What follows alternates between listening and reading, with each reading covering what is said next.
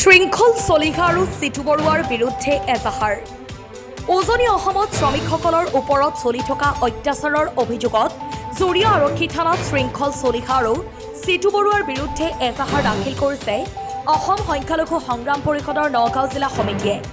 সংগঠনে অভিযোগ কৰে যে শ্ৰমিকসকলৰ ওপৰত উদ্দেশ্যমূলকভাৱে অত্যাচাৰ কৰা হৈছে, যি কেতিয়াও সহ্য কৰা নহ'ব। সংগঠনে স্পষ্টভাৱে দাবী কৰে এই শ্ৰমিকসকল অসমৰে সন্তান। তেওঁলোকৰ ওপৰত এই ধৰণৰ ব্যৱহাৰ অমানৱীয় আৰু সাংবিধানিক বিৰোধী। সংগঠনে শিৱসাগৰ জিলা প্ৰশাসনৰ দায়িত্বশীলতা ওলাই ধৰিছে আৰু অভিযুক্ত কৰ্মচাৰীৰ চৰকাৰী পদৰ পৰা অবিলম্বে পদত্যাগৰ দাবী জনাইছে।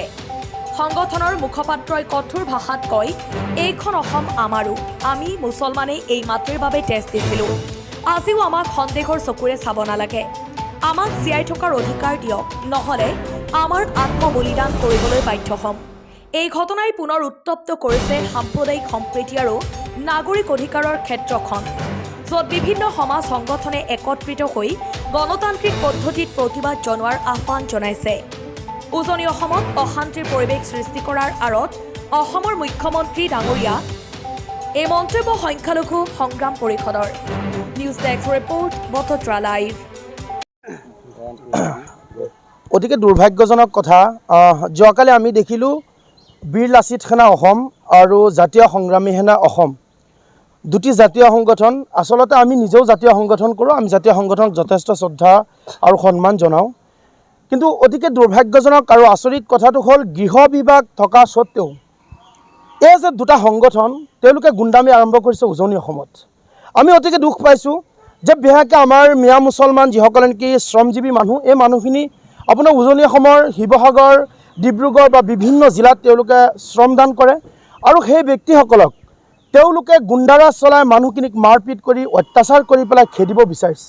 হাতত হেংদাং ল'ব, হাতত কেতিয়াবা চিকুনি ল'ব, লৈ পেলাই পিটি পিটি মানুহখিনিক খেদিব। আমি দুখ পাইছোঁ।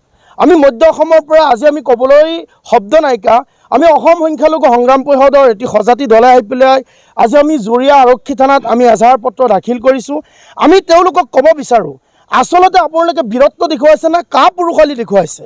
আপোনালোকে যদি ৰিয়েল আপোনালোকে বীৰ পুৰুষ হ'লে হয়, এই নিৰীহ লোকসকলকতো আপোনালোকে কেতিয়াও নিপিটিলে হয়। এই মানুহখিনি কাম কৰা মানুহ, এই মানুহখিনি শ্ৰম কৰা মানুহ, এই মানুহক যদি আপোনালোকে তাৰ পৰা খেদি পঠিয়ায়, আমি কওঁ যে এইটো আমাৰ অসমৰ কাৰণে শুভ লক্ষণ নহয়। মই আজি আপোনালোকৰ নিউজ চেনেলবোৰৰ জৰিয়তে অসমৰ মুখ্যমন্ত্ৰী ডক্টৰ হিমন্ত বিশ্ব শৰ্মা ডাঙৰীয়াক মই ক'ম, আপুনি যদি পাৰে আপোনাৰ গৃহ বিভাগৰ পৰা আপুনি পদত্যাগ কৰক। কাৰণ আজি আপোনাৰ গৃহ বিভাগৰ কাম নাই। যদি যিসকল অকৰ্মণ্য ল'ৰা, যিসকলৰ কাম কাজৰ কোনো ধান্দাই নাই, বাটে ঘাটে ঘূৰি থকা ল'ৰাবোৰে যেতিয়া নেকি হেংদাং হাতত ল'ব, লাখুটি হাতত লৈ পেলাই নিৰীহ লোকক মাৰপিট কৰি খেদি পঠিয়াব, পুলিচ প্ৰশাসন নাই নেকি? মই আজি আপোনালোকৰ নিউজ চেনেলৰ জৰিয়তে ক'ম, শিৱসাগৰ প্ৰশাসনত তেওঁলোকে পদত্যাগ কৰি পেলাই চাকৰি বাদ দিব লাগে। কাৰণ তেওঁলোক ব্যৰ্থ হৈছে। আমাৰ মানুহখিনিক, নাগৰিকত্ব থকা মানুহখিনিৰ ওপৰত অত্যাচাৰ কৰিব, সন্দেহযুক্ত শব্দ লগাই মানুহখিনিৰ ওপৰত অত্যাচাৰ কৰিব, এই মানুহখিনিৰ ওপৰত অন্যায় কৰিব। আৰু আপোনালোকে পুলিচ প্ৰশাসন, আইন সকলোৱে চাই থাকিব, আমি ইয়াত বহি থাকিম নেকি? গতিকে তেওঁলোকক কওঁ, পুলিচ আইন প্ৰশাসন এই শিৱসাগৰ জিলাৰ সকলোৱে তাৰ পৰা চাকৰিৰ পৰা ৰিজাইন দিব লাগে। অসমৰ মুখ্যমন্ত্ৰী গৃহ বিভাগটো তেখেতৰ ব্যৰ্থ হৈছে। গৃহ বিভাগৰ পৰা অসমৰ মুখ্যমন্ত্ৰী ডক্টৰ হিমন্ত বিশ্ব শৰ্মা ডাঙৰীয়াই পদত্যাগ কৰিব লাগে। আৰু শৃংখল চলিহা, চিটু বৰুৱা, এই দুজন উদ্ভণ্ডালি কৰা যুৱকৰ ওপৰত যদি একশ্যন নলয়, আমি অসম সংখ্যালঘু সংগ্ৰাম পৰিষদে তেওঁলোকৰ প্ৰতি আমি বাৰম্বাৰকৈ আমি এজাহাৰ দাখিল কৰিছোঁ। গতিকে তেওঁলোকৰ ওপৰত একশ্যন লৈ যিসকল মুছলমান হওক, মিয়া হওক, অবিভক্ত ভাৰতৰ অসমৰ সন্তানৰ ওপৰত অত্যাচাৰ কৰাসকলৰ ওপৰত একশ্যন ল'ব লাগে। গতিকে কওঁ, আজি আমি অসম সংখ্যালঘু সংগ্ৰাম পৰিষদে আমি কৰজোৰে মিনতি কৰিছোঁ, অসমৰ মুখ্যমন্ত্ৰীক আমি আবেদন কৰিছোঁ, আমি আহ্বান জনাইছোঁ, আপুনি অসমখনক আৰু ধ্বংস নকৰিব।